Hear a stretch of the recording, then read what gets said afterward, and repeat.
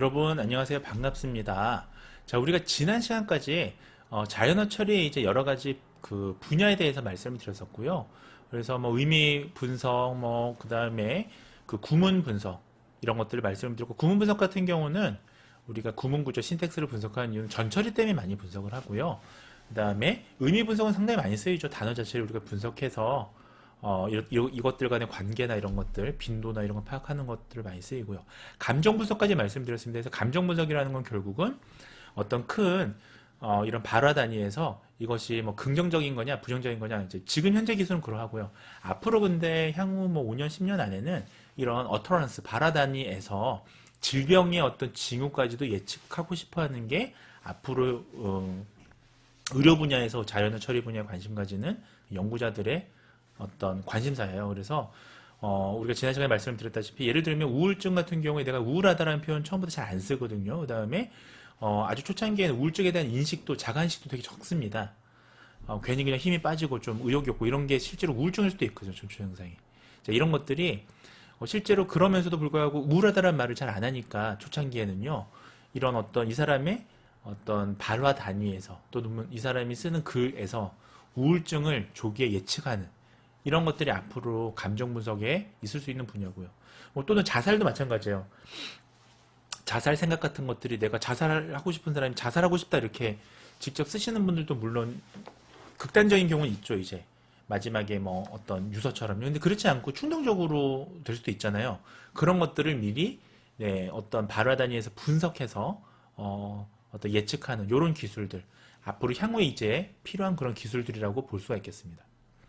자, 그 다음에 의미 결정이 있습니다. 우리가 자연어 처리 분야에서 또 의미 결정이라는 건 어떤 이제 분야냐면요, 문장에서 주어 목적어가 뭔지, 이 의미적 관계가 어떤지를 컴퓨터가 자동적으로 결정해주는 그런 분야고요. 자, 의미 결정이라는 분야는 여러분들이 뭐 학부 수준에서 아셔야 될 거는, 자, 주로 어디 쓰이냐? 자동 대화 시스템에서 많이 쓰인다라는 것들. 자, 이런 것들을 좀 이해해 주시면 여러분들이 이런 자연어 처리를 또 이용해서 하는 하위 응용 분야에 대한 직무 이해하는 데 도움이 될 것 같습니다. 자, 이어서 자동 대화 시스템에 대해서 말씀드리겠습니다. 사실 우리가 자연어 처리 분야를 우리가 실무적으로 좀 잘 이해하는 것 중에 하나는 대표적으로 자동 대화 시스템입니다. 즉 다시 얘기하면 자연어 처리를 이용해서 우리가 산업 분야에서 뭐 어떻게 제일 많이 활용하냐에 대해서 논하자면, 우리가 자동 대화 시스템을 빼놓고 얘기할 수가 없죠. 자, 이것은 뭐냐? 사용자가 입력한 말이나 문장에 대해서 컴퓨터가 자동으로 가장 적합한 문장을 생성해서 보여주거나요, 또는 음성으로 전환해서 대화를 시뮬레이션 하는 겁니다. 이게 가능하려면, 자, 가장 첫 번째, 사용자의 의도를 파악하는 게 이제 가장 중요한 관건이죠. 그래서 예를 들면 제가 예를 들면 앞서 말씀을 드렸다시피 그 대화형 이제 검색 시스템에서요, 기존의 키워드 검색 시스템이 아니고 대화형 검색 시스템에서 제가 오징어 게임 찾아줘 라는 얘기를 했을 때, 자, 오징어 게임이라는 게 우리가 어떤 그 드라마나 영화의 제목이라는 걸 일단 의도를 파악해야 거기에 맞는 어떤 자료를 우리가 보여줄 수 있을 겁니다. 근데 그게 아니라, 만약에 오징어 게임이 키워드로 오징어라는 키워드 따로 들어가고 게임이라는 단어가 따로 들어가고, 또는 실제로 우리가 전통놀이, 우리가 60년대 70년대 했던 그 어린이들이 주로 쓰던 그 전통놀이를 검색해서 보여준다면 제 어떤 의도랑은 다른 거잖아요. 그래서 자동 대화 시스템은 사용자의 의도를 파악하는 게 관건이에요. 자, 그리고 감정 분석이나 의미학 결정 과정이 결국은 이 전처리 과정을 사용이 됩니다. 그래서 아까 우리가 앞서서 감정 분석, 뭐 또 의미 분석 이런 것들을 말씀을 드렸는데, 이런 것들은 실은 하나하나 개별된 것이 아니고요, 자동 대화 시스템을 구성하기 위한 하나의 일련의 과정이다, 전처리 과정이라고 생각하시면 되겠습니다. 자, 이 자동 대화 시스템으로 우리가 구현된 것들이 뭐가 있나요? 살펴보시면 온라인 채팅봇이 있습니다. 우리가, 자, 지금 이 분야에서 또 활발하게 이루어지고 있는 것들 중에 하나가 챗봇이잖아요. 자, 챗봇은 결국 뭐죠? 사람의 언어를 우리가 기계가 잘 이해를 해서 필요한 정보를 제공하는 것인데, 역시 마찬가지로 사용자의 의도를 정확하게 판단해야 거기에 맞는 답을 컴퓨터가 제시할 수 있을 겁니다. 그래서 채팅봇이라든지요, 그다음에 시리라는, 이거 상품명이긴 합니다만, 이런 것들, 또 IBM 왓슨 이런 것들도 사실은 뭐 상품명이긴 합니다만 대표적인 자동 대화 시스템이죠. 자, 이러한 것들 한번 예시를 볼게요. 자, 이런 것들, 자, 지금 보시면 이게 지금 그 자동 대화 시스템이죠. 보시면 지금 챗봇을 보여드리고 있는 건데요. 자, 요즘에는 은행에서 일일이 옛날에는 사람들이 상담을 해줬었는데 상담을 줄이고 지금 이런 챗봇으로 네, 이런 자동 상담을 이용하고 있습니다. 자, 이때 보시면 네, 이 질문자의 어떤 용어를 정확하게 판단하고 거기에 따라서 어떤 정해져 있는 내용들을 검색해서 지금 제시를 해줘야 되니까 이때 여러 가지 기술들이 들어가는 거죠. 자, 그 다음에 기계 번역이라는 게 있습니다. 그 다음에 자연어 처리에 지금 산업체에서 응용되고 있는 가장 큰 이제 이게 세 가지 정도 있는데 아까 보셨던 자동 대화 시스템, 그 다음에 음성 인식을 이용한 예를 들면 음성 인식을 이용한 그 시스템들, 네, 이런 것들. 그 다음 세 번째가 기계 번역이에요. 그러니까 이 세 가지가 산업체에서는 자연어 처리를 이용하는 가장 대표적인 트로이카라고 생각하시면 됩니다. 자, 기계 번역에 대해서 말씀을 드리자면, 자, 기계 번역은 우리가 AI 번역이라고 얘기하죠. AI 번역.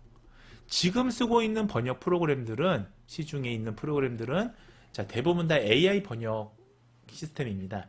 그럼 과거의 번역 시스템하고 AI 번역 시스템이 뭐가 다르냐?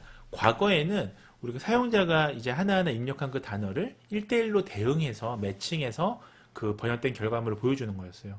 자, 그러다 보니까 이게 업데이트된 속도 굉장히 느립니다. 그리고 사람의 말은 이게 특징이 우리가 앞서 이게 자연어 처리가 어려운 이유 중에 하나가 복잡성도 있고 사람의 말은 계속 생산성이 있어요. 그러니까 예를 들면 하루에도 수백 개의 새로운 신조어가 등장하고 있죠. 이런 것들 일일이 사람들이 1대1로 매칭해서 처리해주지 않으면 새로운 신조어를 바로 우리가 업데이트 할 수가 없죠.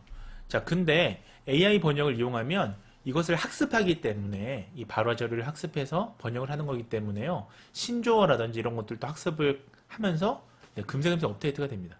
해당 언어를 다른 나라의 언어로 우리가 자동으로 바꿀 때 최근에는 AI 번역을 쓴다. 자, 결국 언어적인 개통성 유사성이 높은 언어 간의 번역. 이런 거는 영어 프랑스어, 영어 독일어, 이게 사실은 다 라틴어 계열이죠. 라틴어에서 파생, 그러니까 유럽의 언어들은 언어의 그 기원을 살펴보시면 라틴어에서 결국 영어, 라틴어에서 프랑스어, 라틴어에서 독일어, 라틴어에서 스페인어까지 이렇게 진행이 됩니다.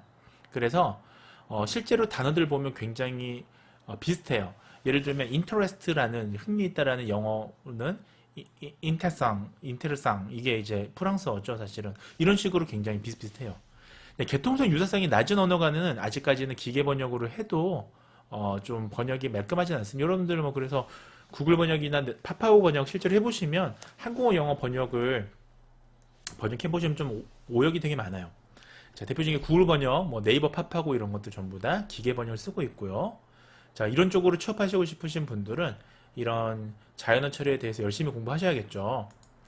자, 그래서 앞서 우리가 자연어 처리 여러 가지 하위 분야에 대해서 말씀을 드렸고요. 지금부터는 자연어 처리의 이제 과정들에 대해서 말씀을 드릴 텐데, 요건 내용이 좀 길어지니까 다음 시간에 여러분들 자연어 처리의 어떤 전 처리를 어떻게 하는지, 본격적으로 형태소 분석을 어떻게 하는지, 구문 분석, 의미 분석, 담화 분석 어떻게 하는지 각각 컨셉을 좀 말씀을 드리고요. 그리고 그 다음 시간에는 그 이후 시간에는 우리가 한번 자연어 처리를 실제로 응용, 실습해보는 시간을 좀 가져보도록 하겠습니다. 자, 여기까지 오늘 수업 말씀드리고 다음 시간에 봐요. 안녕히 계세요, 여러분. 전 이 세상의 모든 굴레와 속박을